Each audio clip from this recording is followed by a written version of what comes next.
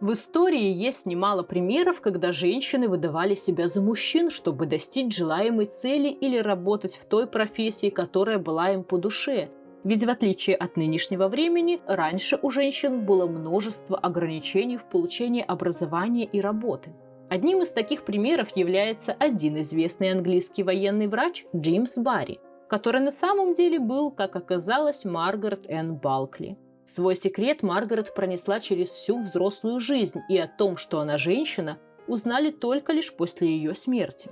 Как так получилось, что женщина решила стать мужчиной, да еще и военным врачом, мы сейчас об этом узнаем. Доктор Джеймс Барри родился под именем Маргарет Энн Балкли примерно в 1789 году в графстве Корк, Ирландия. Уже с юных лет она отличалась острым умом и твердым характером.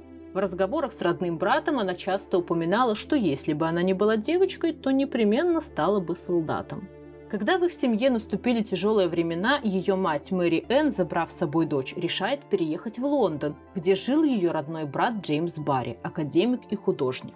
Дядя Маргарет был впечатлен умом юной леди и считал, что она способна добиться многого. Барри умер в 1806 году, оставив в наследство своей сестре и племяннице достаточно денег, что хватило бы на приличное существование. Но, несмотря на небедную жизнь по тем меркам, Маргарет была заинтересована в получении образования, но это выходило за рамки того, что было дозволено женскому полу. В то время женщинам запрещалось получать образование и уж тем более заниматься медициной. В 1809 году Маргарет Балкли больше не существовала. Теперь это был молодой юноша Джеймс Барри. Переехав в Эдинбург, Джеймс поступил в медицинскую школу. Многие с подозрением относились к юноше, так как внешний вид его заставлял думать, что он еще совсем мал, чтобы получать образование. Невысокий рост, худощавое телосложение, высокий голос, гладкая кожа и кудрявые волосы отличали его от многих ребят. Ему даже не разрешали сдавать экзамены, так как подозревали, что он слишком молод. Но тут вмешался лорд Эрксин, который заступился за молодого человека, увидев в нем потенциал. Будущий врач получил степень доктора в 22 года. После окончания учебы Барри записался в армию в качестве ассистента-хирурга, и здесь его возраст был также поставлен под сомнение, но в конце концов ему разрешили служить.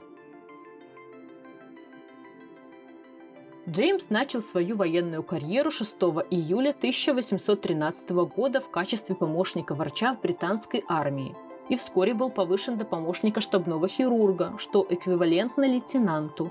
Затем был направлен на службу в Кейптаун, Южная Африка, где пробыл 10 лет. Барри был известен своей вспыльчивостью и дерзким характером. Часто гневался, бросал бутылки с лекарствами и даже пару раз участвовал в дуэли, где, к счастью, никто не пострадал. Может, это была его истинная природа и черта характера, или же он таким образом пытался больше походить на мужчину, доподлинно неизвестно. Он был приверженцем социальных реформ, выступал против антисанитарии в казармах, тюрьмах и приютах, добился организации улучшенной системы водоснабжения в Кейптауне. Барри выступал против рабства и притеснения прав. И лечил доктор, несмотря на статус, богатых и бедных колонистов и рабов. Что касается медицинских способностей доктора Барри, они были беспрецедентны. Он был очень опытным хирургом, который первым провел операцию кесарево сечения, при которой выжили и мать, и ребенок. До этого кесарево сечение было летально или для матери, или для ребенка. За свою карьеру врач спас немало жизней. В 1828 году начался новый этап в жизни Джеймса. Его перевели на службу на остров Маврикий. Здесь он продолжал улучшать санитарные условия солдат, заключенных и рабов, боролся за улучшение медицинского обслуживания. Он приезжал туда, где требовались его помощь и навыки. Несмотря на немалое количество скандальных историй в течение службы, его непростой характер и противостояние начальству, Джеймс продолжал подниматься по карьерной лестнице. И в 1857 году он дослужился до звания генерал-инспектора, что эквивалентно званию бригадного генерала, а это весьма высокопоставленная должность. Умер доктор Джеймс Барри от дизентерии 25 июля 1865 года. Его последним желанием перед смертью было, чтобы его похоронили в одежде, в которой он умер, без омовения тела.